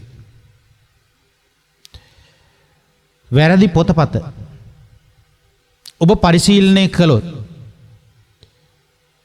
විශේෂයෙන් අනිකුත් විෂයන් සම්බන්ධයෙන් නෙමෙයි මම කියන්නේ, මේ බුදුරජාණන් වහන්සේගේ ධර්මයේයි සඳහන් වෙන ආකාරයට ලියන ලද සමහර වැරදි පොතපත, සමහර වැරදි දේශකයන්න් වහන්සේලාගේ දේශකවරුන්ගේ දේශනා, ඒ කියන්නේ කල්යාණ මිත්‍ර ඇසුර පවා නිවැරදි තැනකින් තේරුම් ගත යුතුයි අපි. ඒ නිසා කෙසේ හෝ අපි මේ ලබන දැනුම තියෙනවානේ, ඒක නිවැරදි මට්ටමකින් ගත යුතුයි කියන එක මම අවධාරණය කරනවා. ඒක අතිශයින්ම වැදගත්. දැනුම අවශ්‍ය නැහැ නෙවෙයි. ඒකට දැනුම අතිශයින්ම වැදගත්. අතිශයින්ම වැදගත් කියන එකේ වැදගත්ම කාරණාව තමයි වැදගත් දේ වැදගත් විදිහටම සිද්ධ වෙන්න ඕනේ කියන එක. අතිශයින් වැදගත් කියන්නේ ඒකයි. අතිශයින් වැදගත් කියන්නේ මොකක් හරි ඉක්මනට ඒ වෙනුවෙන් කරන්න ඕනේ කියන එක නෙවෙයි. ඒක හරියටම කරන්න ඕනේ කියන එකයි. වැදගත්ම දේ වැදගත් විදිහට කරගත්තොත්, ඒ වගේම නොවැදගත් දේ විදිහට කරගත්තා නම් ඒක හරි. එහෙම නෙවෙයි. අපි වැදගත්ම දේ කරනවා. කරන්නේ හරියින් නොවැදගත් විදිහට. මොකක් හරි අහුවෙන දැනුමක් නිවන කරගන්න හදනවා. කලබල වෙන්න එපා පින්වතුනි. අහුවෙන ඕන දෙයකින් නිවනට යන්න පුළුවන් ලක්ෂණයකුත් තියෙනවා. අහුවෙන ඕනම දෙයක් නිවන කරගන්න පුළුවන් ස්වභාවයක් මේකේ තියෙනවා. හැබැයි එතෙන්ට එනකම් අපි ඔය කියන ප්‍රඥාවෙන් ඒක දකින්න තැනට එනකම් එන්න ඕන ක්‍රමවේදය අහගනිද්දී වැරදි තැන් වලින් අහගන්න එපා. ඒ කියන්නේ වැරදි තැනකින් ඒ දැනුම ගන්න එපා. කොතන බණ ටික කීවත් අපි ඒක ගන්න දක්ෂතාවයක් නැත්නම් අපි ඒක ගන්නෙ නැහැ. වැරදි තැන් කිව්වම වරදවා වටහා ගන්න එපා. ඒ බණ කියන තැන් ගැන නෙවෙයි මේ කතා කරේ. කොච්චර හොඳට බණ කියලා දෙන තැනක වුණත් ඔබ ගන්නේ ඕන නැති කරුණ වෙන්න පුළුවන්. මතු කරන අර්ථය නොවෙන්න පුළුවන් ඔබ ගන්නේ. ඔබට ඇහිච්ච වචන ටිකෙන් ඔබ දාගත්තු සංකල්පයක් වෙන්න පුළුවන් ඔබ දිනුවට ගන්න. ඒකයි මං කිව්වේ වැරදි තැනක් කියලායි මනස ක්‍රියාත්මක වෙන තැනක් මං ඒ කතා කළේ. එහෙම නැතුව අහවල් තැන් වලට යන්න එපා. අහවල් තැන් වලට යන්න එපා. එන්න මංගාවට එන්න කියලා කිසි කෙනෙකුට අවවාදයක් නැහැ. මම අදහස් කරන්නේ මේ බණ ටික අහන අය කොහේ ගියත් අනේ ඒ උත්තමයන් වහන්සේලාගෙන් ගන්න තියෙන උපරිම ඵල ප්‍රයෝජනේ ගන්නට ඊටාම නිවැරදිව ගෝචර කර ගැනීම කරගන්නට ඒ හැම කියන දෙයකම ගැඹුරක් තිබිය හැකි. ඒ ගැඹුරු ගන්න පුළුවන් වෙන විදිහට ගැඹුරු ප්‍රඥා ශක්තියක් ඔබ තුල වර්ධනය වෙන්න අවශ්‍ය කරන මඟ පෙන්වීමකුයි මේ කරන්න හදන්නේ. අපිට මේකේ හැමදාම බණ කියා ඉන්න බෑ. එතකොට හැමදාම මාවට දහස් ගණන් පිරිස රැස් කරගෙන ඉඳලා අතරමං කරවන්න බෑ. මා කැමති කිසිම පුද්ගලයෙක් මා පසුපස පිරිසක් හැටියට එන්නේ නැතුවටයි. ඔබ යන්න බුදුරජාණන් වහන්සේ පසුපස. ඔබ යන්න බුදුරජාණන් වහන්සේගේ අනුශාසනාව පසුපස. මටද ඒ මගමයි. ඔබටද ඒ මගමයි. එනිසා ඒ අනුශාසනාව පසුපස යන්න. ඉතා විමසලිමත්ව එය ගන්න. ඒ අනුශාසනාව දැනට අපිට ලබා දෙන යම් කිසි රිසෝසස් ටිකක් තිබෙනවා නම් ඒ රිසෝසස් ආරක්ෂා කරගන්න. මොකද්ද රිසෝසස් කිව්වේ? සම්පත් ටික. කල්යාණ මිත්‍ර සම්පත්තිය. මේ වගේම කල්යාණ සම්පත්තියක් තමයි අපේ ලෞතර ශ්‍රී සද්ධර්මයේ ග්‍රන්ථාරූඪ වෙලා ත්‍රිපිටක පොත්පත් ටික හැටියට අපිට ලැබිලා තියෙන්නේ ඒ කල්යාණ මිත්‍ර සම්පත්තියේ එක්තරා පිළිමිබුවක්. පරමෝත්තම කල්යාණ මිත්‍ර සම්පත්තියේ උත්තරීතර පිළිබිඹුව තමයි ත්‍රිපිටක ධර්මය. ත්‍රිපිටක පොතපත. ඒ ඇසුරු කරගත්ත පොතපත ඕන තරම් තියෙනවා. ඒ ඇසුරේ අපිට සරලව ඒ ප්‍රකාශ කරන පොතපත තියෙනවා. ඒ අතරට පින්වතුනි පරිස්සමින් වෙන් කරගත්ත යුතු කතා තියෙනවා. ඒ තමයි අනවශ්‍ය පොතපත එකතු වෙලා තියෙනවා ඒ නම් වලින්ම. එනිසා ඒ වගේදී ඔබ ප්‍රවේශම් වෙන්න. එතකොට අපිට ගෙනල්ලා පොත්පත් ලිස්ට් එකක් පෙන්නුවොත් මේවා පොත්පත් හොඳද කියලා. එතකොට මම මේ පොත්පත් සේරම කියවා බල ඒවා එපා මේවා හොඳා ඒවා එපා මේවා හොඳා ඒවා එපා කියන්න යන්න මට ප්‍රතිපදාව ඒක නෙවෙයි. මම ඔබට පරිස්සම් වෙන්න කියනවා විතරයි. ඒක කර ගැනීම ඔබ සතු කාර්යයක්. මේ පොතපත පරිශීලනය කිරීමේදී අතිශයින් වැදගත් වෙන ධර්ම ශ්‍රවණයද ඊටා වැදගත් තැනක් වෙනවා කියලා කිව්වහම මේ කාරණා දෙක වැදගත් කියලා කියන්නේ ඒ වැදගත් විදිහට ලබන්න ඕන එක. ඒකේ ලබද්දි මම හිතනවා මේ දැනුම ලැබීමට ආරක්ෂා සහිතයි කියලා මෙන්න මේ ක්‍රමය බලන්න අහන්න පොඩ්ඩක්. ඒ කියන්නේ සමහර අය මේ දැනුම හදලා දැනුම ටිකක් කෙරවලටම අරන් ගිහලා ඊට පස්සේ වැඩේට බහින්න හිතාන ඉන්නවා.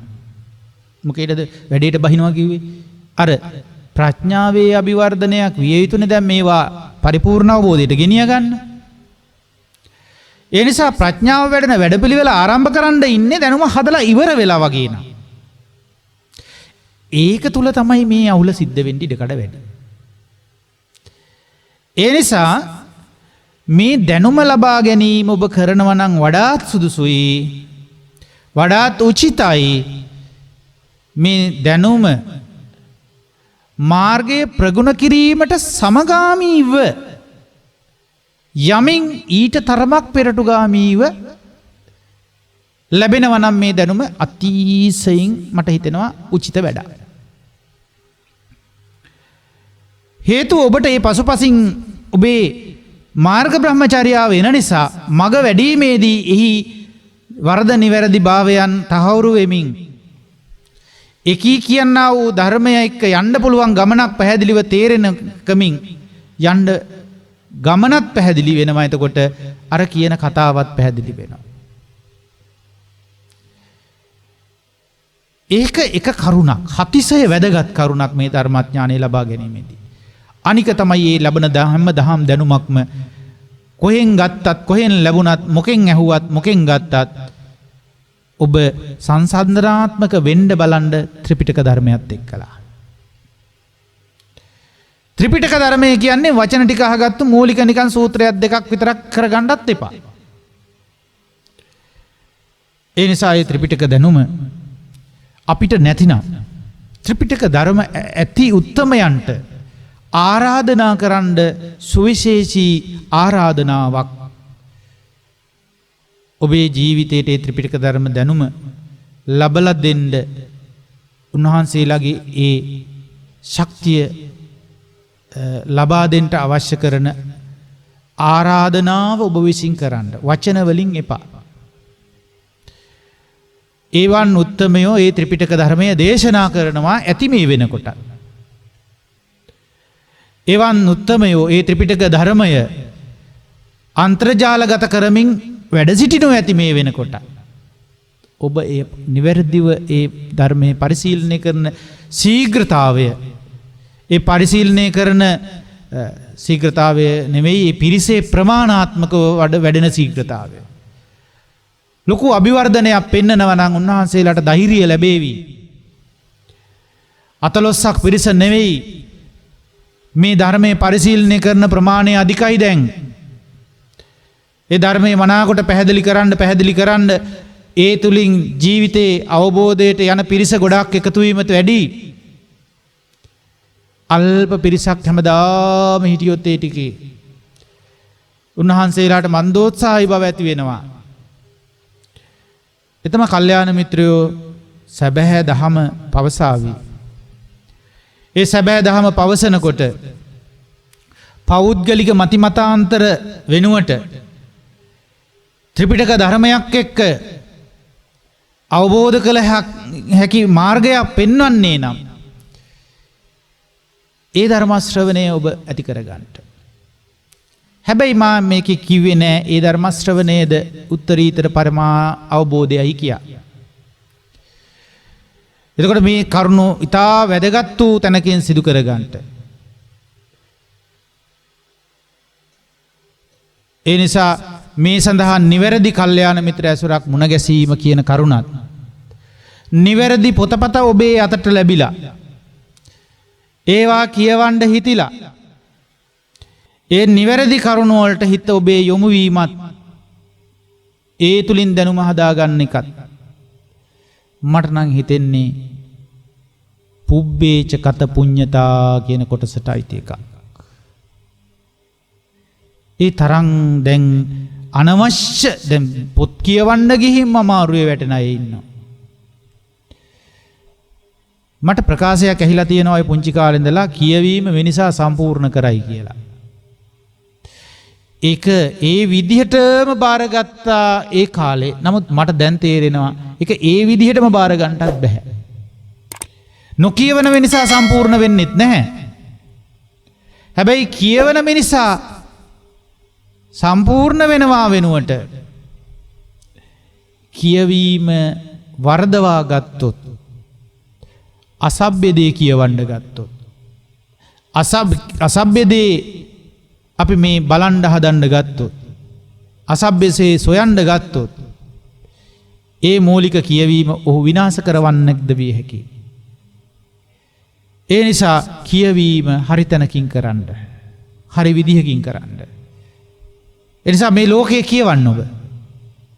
ලෝකයට කියවන්න ලෝකයට අහුම්කම් දෙන්න. එතකොට ඔබේ ජීවුන වෙනවා ස්කිල්ස් දෙකක්. මොකද්ද? මිනිස්සෙක් සතුව දියුණු කරගත යුතු පෝ ස්කිල්ස් කියලා තියෙනවා ස්කිල්ස් 4ක්. ඇබිලිටිස් 4ක් තියෙනවා දියුණු කරගන්න. ඒ තමයි පළවෙනි එක හියරින් ඇබිලිටි. නැත්තම් ලිස්නින් ඇබිලිටි. ඇහුම්කන් දෙන්න ලෝකෙට. දෙවෙනි එක කියවන්න ලෝකය. හොඳට කියවන්න. හොඳට ඇහුම්කන් දෙන්න ලෝකෙට. ඔබේ අධ්‍යාත්මික ලෝකයට ඔබ ඇහුම්කන් දෙන්න. ඒ අධ්‍යාත්මික ලෝකෙත් එක්කලා බාහිර ලෝකෙ පැටලෙනකොට සිදුවෙන දේට ඇහුම්කන් දෙන්න. ඒ ස්වභාවය ඔබේ හිත තුළ දියුණු කරගන්න. ඒකට ඒ ඇහුම්කන් දෙනකොට බුදු වදනට ඇහුම්කන් දෙන්න. බුදු වදන කියවන්න. බුද්ධ භාෂිතය කියවන්න. බුද්ධ භාෂිතයට ඇහුම්කන් දෙන්න. එහෙම යනකොට ඔබේ ගමන හැකියාවන්ගෙන් තවත් දෙකක් ඔබට එකතු වෙයි හිමින් හිමින්. ඒ තමයි ඔබට යමක් නිවැරදිව කතා කරන්න හැකියාවක් ඇති. ඔබේ දිවි ගමනේ සැබෑ කතාවකට එන්න ලැබෙයි ඔබට එකකින්. ඒ වගේම ඔබට යමක් නිවැරදිව ලියලා තියන්න පුළුවන් වෙයි. වැරදි දේවල් ලියන්න නැතුව. අනාගත පරපුර දෙස ලේඛනගත කරලා තියනවා වගේ යම් කිසි දෙයක් අනාගතයට තිලින කරන අවස්ථාව තමයි රයිටින් ස්කිල් එක කියලා කියන්නේ. ඒ නිසා මේ ස්කිල්ස් 4 ජීවිතය තුළ හරි තැනකින් ගන්න ලැබෙනවා නම් එය පෙර පිනයි කියලායි තමයි මට හිතෙන්නේ. පෙර පුණ්‍ය ශක්තිය ඇති මිනිසුන් මේ ස්කිල්ස් 4 නිවැරදි තැනකින් දියුණු කරනවා.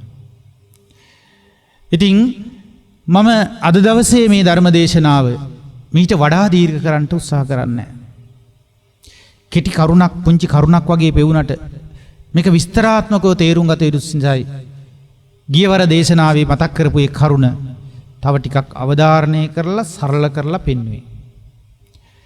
ඉතින් මේ ගමන හරි ප්‍රායෝගිකයි හැබැයි. මේ ගමන කියවලා දැන් ගමන් මාර්ගෙත් අපිට කියන්න ස්වාමීන් වහන්සේ අපි අකරවලට මහගෙන ඉඳලා යන්නම් ඊට පස්සේ හිමීට. ඒවා බොරු කතා. ඒවා වෙන්නේ නැති කතා. ඒ නිසා අද දවසේ මේ ධර්ම දාණයට දායකත්වයේ සපයන පින්වත් නිල්මිනී ඇරවුගොඩ මහත්මිය කල්යාණ මිත්‍ර ඇසුර මුණ ගැසීමත් සමග අද දවස දක්වා තමන්ගේ ධර්මානුකූල ගමන යම් කිසි වර්ධනයකින් යුක්තව මේ ධර්ම දාණය තිලින කරන්නෙත් ඊ타ත්ම වටිනා හැඟීම් සමුදායක් ඇතිව. ඒ තමයි අද දවසේ නිල්මිනී ඇරවුගොඩ මහත්මියගේ තමන්ගේ උතුම් ජන්මදිනයේ වෙනුවෙන් මේ සමස්ත කල්යාණ ධර්මයේ සොයන්නා වූ පින්වත් පිරිස කෙරෙහි උතුම් වූ මෙත් සිතින් තමයි මේ ධර්ම දාණය තිලින කරනු ලබන්නේ. ඉතින් මේ ධර්ම දාණය තිලින කරනු ලබන ගමනට ඇය අද දක්වා මේ විදිහේ ප්‍රවේශ වීම සිදු කරගන්නේ ඇගේ ජීවිතයේදී හැකි හුඟක් වෙලාවල් වලදී දාන පින්කම් සම්පූර්ණ කරගැනීමේදී ලොකු උනන්දුවකින් වැඩ කටයුතු කරලා. ඉතින් මම මේ පිළිබඳව දැකලා ඇත්තටම ඇයට අගහිකකම් වලින් සාමාන්‍ය මිනිසුන්ට තියෙන ජීවන ප්‍රශ්න වලින් ගොඩාක් වෙන්විච්ච එහෙම කියන්න තරම් ජීවිතේ අර්බුදකාරී ගැටලුකාරී තත්වයක් ඇය තුළ නොතිබ්බත් මේ ධර්මය ටිකෙන් ටික අහඬ ජීවිතේ යම් කිසි අවබෝධයක් ලබන්න ඇය තේරුම් ගත්ත මේ ජීවිතය කියන්නේ අර්බුදයක් තමයි කියලා. ටිකෙන් ටික ඇය ජීවිතය පිළිබඳ අර්බුදකාරී මානසිකත්වය එක හෙම්පත් වෙනාට වෙනුවට ඒ අර්බුදකාරී මානසිකත්වය තියෙන්නේ බාහිර නොවන බව ඇය වටහා ගනිමින් යනවා. මේ අර්බුදකාරී මානසිකත්වය බාහිර ලෝකයේ තියෙන ගැටලුවක් නොවන බවත් මේ තමාගේ මනස තුළ හැදෙන්නා වූ අර්බුදකාරී මානසිකත්වයක් බවත් වටහා ගන්නට උත්සාහවත් වෙනවා කල්යාණ මිත්‍ර ඇසුරේ ලැබෙන අවවාදත් එක්ක. මට හිතුණා ඇයට නිවැරදි මඟ පෙන්වීමක් කළ යුතුයි කියලා. ඔබටත් ඒ කර යුතුයි මං. ඒ සඳහායි මේ සූදානම් වෙන්නේ. මේ මඟ පෙන්වීමේදී ඇයට මූලිකව මා පෙන්නපු දෙයක් තමයි භාග්‍යවත් බුදුරජාණන් වහන්සේ කෙරෙහි ඉපදිච්ච යම් පැහැදීමක් තියෙනවා නම් ඒ පැහැදීමේ අභිවර්ධනයක් සිද්ධ වෙන්න ඕනේ. විශේෂ වර්ධනයක් ඕනේ. ඒ සඳහා මා එක් ක්‍රියාකාරකම් ඇයට පැවරුවා. උදෑසන පාන්දර අවදි වුණාම බුදුරජාණන් වහන්සේගේ වත කරන්න. ඒ වත කරද්දී ශක්තියක් ජනිත වෙනවා. ඒක පාඩම් කරගන්න කිව්වේ නැහැ මම. පොතේ ලියා ගන්න කිව්වා. නෙවෙයි පාඩම් කරගන්න කීවා නෙවෙයි දරාගෙන අනිත් අයටත් කියලා දෙන්න කීවා නෙවෙයි. වත කරන්න කියලා කීවා. වත කරද්දි ප්‍රායෝගිකව ලැබෙන ශක්තිය තේරුම් ගන්න මාර්ගය තුල සමාදන් කෙරෙව්වා. ඇය ඒක කළා. ඊළඟට මේ අසපු භූමීන් තුල බෝධීන් වහන්සේගේ උපස්ථානේ බාර ගන්න කිව්වා. උදෑසන ඒ වත පිළිවෙත ගිලන්පස බුද්ධ පූජා කිරි ආහාර ආදී දේවල් පූජා කරමින් දෛනිකව ඒ බෝධීන් වහන්සේ උදෙසා භාග්‍යවත් බුදුරජාණන් වහන්සේගේ උතුම් සම්බෝධියට උත්තම උපකාරය කළා වූ කිසිවෙක් නැතිව මගහැරලා ගිය වෙලාවක සියලු දෙනා බෝධීන් වහන්සේ පමණක් සෙවන සලසලා දීලා උපකාර කළපු උපකාරක ගුණස්කන්ධය සිහි කරලා ඒ ධර්ම ශක්තිය සිහි කරලා බෝධීන් වහන්සේ ඇසුරු කරගෙන යම් ධර්මතාවයකට ගරු කිරීමක් හැටියට වැඩපිළිවෙල ආරම්භ කරන්න අවවාද කළා. පිළිගත් අවවාදය. මේ අවවාද පිළිගනිමින් ඉදිරියට පැමිණෙන ඇයට මා විටෙන් විට ටිකක් සැරපරුස විදිහට අවවාදාත්මක තර්ජනාත්මක සමහර ස්වරූප වලින් පවා මග පෙන්වද්දී ඒවට කීකරු වෙලා ඒවා සත්‍ය ලෙස බාර අරගෙන මේ මාර්ගයේ වඩන්ට නිහතමානීකම ඇති කරගත්තා. එහෙම වෙද්දි ඇයටම තේරෙනවා මා මොනතරම් අකීකරුකමක පෙර වාසය කළාද. මේ දහමට කීකරු වීම තරම් නිහතමානීකමක් ඇති කර ගැනීම තරම් සැනසීමක් සුන්දරත්වයක් මේ ජීවිතේට කොහින්ද කියලා ඇයට තේරෙන්න පටන් ගත්තා. ඉතින් එහෙම ආපු ගමනකදී ඇය අද දවස වෙනකොට ඇයගේ මේ ජන්මදිනයේ දවසේදී බලාපොරොත්තු වෙනවා මේ වගේ ධර්ම දේශනාවක් තුලින් මේ අපේ ජීවිතයට මාර්ගය පෙන්වා දීම තරම් කල්යාණ මිත්‍රත්වයක් අපිට නැති බව මේ දහම තුලින් පෙන්වා දෙන්නගත් උත්සාහයක් තමයි මේ ඇය සිදු කරන්නේ. ඒ නිසා ඇය මේ ධර්ම දේශනාව තුළින් රැස් වෙන පුණ්‍ය කුසල ධර්මයන් පළමු කොටම අනුමෝදන් කරන්නට බලාපොරොත්තු වෙනවා. මේ පින්තුන් විසින් විවිධ පරිත්‍යාග ඇසුරු කරගෙන නිර්මාණය කරගත්තු මේ පුණ්‍ය භූමි විහෙර විහාර ඒ වගේම ගම්දනව් වනසතුන් ආරක්ෂා කරන අල්පේසාක්‍ය වූද මහේසාක්‍ය වූද සියලුම දෙව්බඹ පිරිසට මේ පින අනුමෝදන් වේවා කියලා ප්‍රථම කොටපින් අනුමෝදනාව දෙව්බඹ පිරිස උදෙසා සිදු කරනවා. ඉතින් මේ දෙව්බඹ පිරිස මේ බණ ධර්ම තුලින් රැස්ුණු පිණින් සාදු සාදු කියලා පින අනුමෝදනා වෙලා අපවත් මේ ශාසනයත් මේ මගපල නිවනේ අභිවෘද්ධියත් සිදුවීම පිණිස ආරක්ෂා කොට ශක්තිය සපයලා අපිව අවබෝධයට යොමු කර දෙනසේක්වා දෙවිබඹ පිරිසට උතුම් වූ නිවන් මගම විවර වේවා කියලත් සාදුකාර පවත්වනවා. ඒ වගේම සිහිපත් කරනවා පින්වත් කල්යාණ මිත්‍ර ස්වාමින් වහන්සේලා විසින් මේ අයගේ ජීවිතවලට මඟ පෙන්වා දීම සිදු කරනු ලබනවා. ඒ ජීවිතයේ නිවැරදි දැනකට ගෙනියන්න මේ ධර්මය අවබෝධ කරගන්න මඟ පෙන්වාලු පුරෝගාමී කල්යාණ මිත්‍ර සියලුම ස්වාමින් වහන්සේලාත් තත්කාලීන වශයෙන් මඟ පෙන්වන්නා වූ සියලු ස්වාමින් වහන්සේලාත් තව ඉදිරියේදී එකතු වෙන්නා වූ යම් කල්යාණ මිත්‍ර පිරිසක් වේ නම් ඒ හැමටත් කල්යාණ දහම කියා දෙන කල්යාණ මඟ පෙන්වන කල්යාණ ශක්තිය ඇති කල්යාණ මිත්‍ර වූ ගෞරවනීය මහා සංඝරුවන ප්‍රමුඛ වූ කල්යාණ මිත්‍ර සියලුම පිරිසට මේ පින් අනුමෝදනා කරනවා. ඉක්තා ඉක්මනින් ඒ ශාන්ත නිවන සාක්ෂාත් කරගන්නට ශක්තිය ලැබේවා කියලා ප්‍රාර්ථනා එකතු කරනවා. ඒ වගේම මේ පරලොව ගිය ඥාතීන්ට පින් අනුමෝදනා කරනු ලබනවා මේ විදියට. පරලොව සැපත් මාගේ ආදරණීය පියතුමාණන් වන ඇඩ්මන් නැරවුගොඩ ආදරණීය පියාණනි. ඒ වගේම මාගේ සොහොයුරාවන වැඩිමහල් සොහොයුරාවන සජීව ඇරවුගොඩ ආදරණීය සහෝදරයාණනි. ඒ ඇතුළු කොට මේ පරපුරේ නැත්තම් මේ පවුලේ තවත් සහසම්බන්ධ වූ සියලු ඥාති හිත මිත්‍රාදීන්ගේ මිය පරලොව ගිය ඒ සියලු ඥාතිවරුන්ට විශේෂයෙන් ඇගේ ජීවිතයට ධර්මයෙන් විශාල උපකාරක ධර්ම ශක්තියක් සපයලා දෙන ආදරණීය සීලවතී මෞතුමියගේ පවුලේ සීලවතී මෞතුමියගේ ආදරණීය ස්වාමි පුරුෂයා වන ඒ නිල්මිනි මහත්මියගේ චූටි මාමාවත් මේ වෙලාවේ සිහිපත් කරලා ඒ ඇතුළු තවත් මිය පරලොව ගිය පින් අනුමෝදනා කළ යුතු සියලු දෙනාට මේ පින් අනුමෝදනා වේවා. ඒ ඥාතියෝද ඒ හිතයිසියෝද සැපවත් වේවා, සුවපත් වේවා, සාන්ත නිවනින්ම සැනසෙත්වා කියලා ප්‍රාර්ථනා කරනවා. ඒ වගේම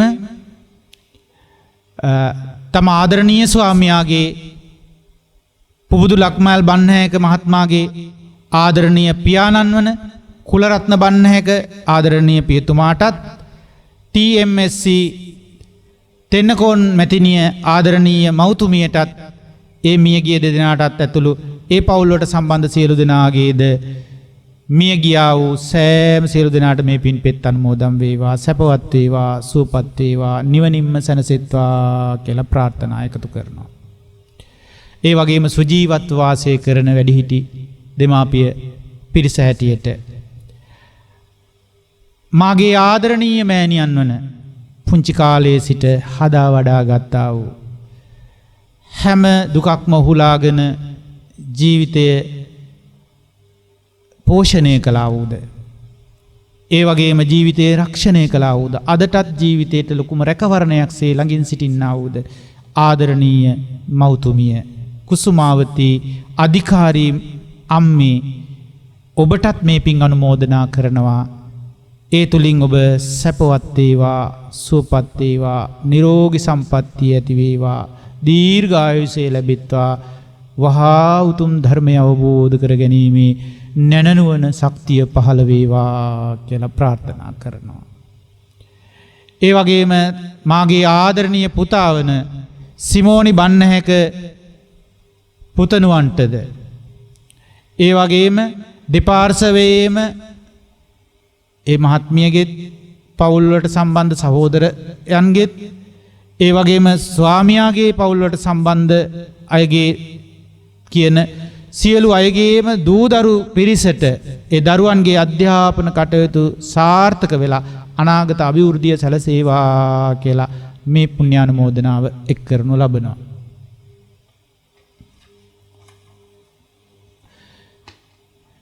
ඒ වගේම සිහිපත් කරනවා මේ වගේ කරුණක්. නිතිපතා මෙවන් පින්කම් රාශියක් රැස් කර ගැනීමට පින්කෙත වූ පින්වත් ස්වාමින් වහන්සේ නමක් වඩම්වා දුන්නා වූද ඒ සොඳුරු කලන දහම පෙන් වූ ආදරණීය සීලානන්දාට ඇතුළු සියලුම වැඩිහිටි ඥාතීන්ට, ඒ වගේම සියලුම වැඩිහිටි කල්යාණ සහායක පින්වත් අයට මේ පින් අනුමෝදනා කරනවා. දීර්ඝායුෂ වේවා, නිරෝගී සම්පන්නිය ඇති වේවා, උතුම් ධර්මයම වහා අවබෝධ වේවා කියන මෙත් සිතින්. ඒ වගේම මේ ධර්මය අද දවසේ ශ්‍රවණය කළා වූ කල්යාණ හිතතියන්ට, කල්යාණ සහායක පිරිස් හැටියට සංසදවල ධර්ම සංසදවල එකතු වෙලා කටයුතු කරද්දී කලන අදහස් වලින් පෝෂණය කරන්නා වූ කල්යාණ පිරිසටද, පින්කම් එක්ක එකතු වෙද්දී පින්කම් වලට අතහිත දෙන්නා වූ කල්යාණ මිත්‍ර පිරිසද, ඒ හැම දිනාම සීලයෙන් වැඩේවා, සමාධියෙන් වැඩේවා, ප්‍රඥාවෙන් වැඩේවා කියලා ප්‍රාර්ථනා එකතු කරනවා. බලන්න ප්‍රඥාවේ අභිවර්ධනයට කටයුතු කරන අලංකාරය. එහෙමනම් ඒ හැමතෙම ප්‍රාර්ථනා කරනවා කල්යාණ මිත්‍රයන්ගේ සේවනයම ලැබේවා කියලත් අවසානයේ ප්‍රාර්ථනා කරනවා. ඒ වගේම මේ ගෝරතර සසරෙන් ඈතර වීමට ශක්තිය ලැබේවා ලැබේවා ලැබේවා කියලා ප්‍රාර්ථනා කරනවා. ඉතින් ඇගේ ප්‍රාර්ථනාවන් බොහෝම යහපත් අයුරින් එකතු කළා. මෙයයි ඇගේ අපේක්ෂාව. දෙවියන්ට බඹුන්ට මිය පරලෝකීය ඥාතීන්ට එපරිද්දෙන්ම ඇගේ පැතුම් පරිදි පින් අනුමෝදනා සිද්ධ වේවා. ඒ වගේම දෙමාපියන්ට ඥාතීන්ට හිතයිසීන්ට ඇගේ ප්‍රාර්ථනා පරිදි පින් අනුමෝදනා සිද්ධ වේවා. ඒ අයට ඒ සියලු යහපත සැලසේවා. අපි හැමෝම එකතු වෙලා දැන් අපි මේ ධර්ම ශ්‍රවණය කරන ඔබත් වෙනුවෙනුත් අය එකතු කරලා තියෙනවා මේ පින්. අද දවසේ මේ පින් අනුමෝදනාව ධර්ම ශ්‍රවණය කරන සෑම දිනාටම අත්පත් වේවා කියලා. ඒ නිසාවෙන්ම අපි හැමෝම ඇයටද සෙත් පතමු. ඇයටද සුබ පතමු. ආශිර්වාද කරමු. සුබම සුබ වාසනාවන්ත උපන් දිනයක් තුල ඇය කළගත යුතු මහත් වූ ප්‍රතිලාභයක් ඇයත් කරගත්තා. ඇයට ඊතා ඉක්මනින් මේ භවගාමී ගමන කෙලවර කොට අති උදාරතර වූ නිත්‍ය මංගල පරම සුන්දර අමා මහ නිර්වාණ ධාතුව අවබෝධ කරගන්නට ශක්තිය ලැබේවා ලැබේවා ලැබේවා කියලා සාදු කියමු. ඒ වගේම අද දවසේ ධර්ම ශ්‍රවණය කරන ඔබ හැම දිනාටම ලංකාවාසී ලෝකවාසී සියලු දෙනාට සෙත් පතනවා මේ පවතින වාතාවරණ හමුවේ ධර්ම මනසිකාරයකින් ආරක්ෂාවෙන්ට බාහිරත් එක්ක විසිරීමට වෙනුවට ආරක්ෂාවෙන්ට අවශ්‍ය කරන සියලු දේ තමා තුල සලසාගෙන උතුම් ධර්මයට හිත තබා මේ නිවන් මඟ වඩන්නට ශක්තිය ලබත්වා. හැම දිනාටම තෙරුවන් සරණයි. සාදු සාදු සාදු. සදහවතුනි, ඔබ සවන් දුන් එම ධර්මානුශාසනාව පැවැත් වූ දේශකයාණන් වහන්සේ කුලියාපිටිය කඹලෑවත්ත දහම්සෙවන සදහම් නිකේතනයේ අනුශාසක පූජ්‍යපාද අඹගහලන්දේ අරිය විමල ස්වාමින්ද්‍රයන්න් වහන්සේ. දේශකයන්න් වහන්සේට නිදුක් නිරෝගී සුව චිරජීවනය ප්‍රාර්ථනා කරමින් සාදුකාරයක් පවත්වමු. සාදු සාදු සාදු. ඔබට තෙරුවන් සරණයි.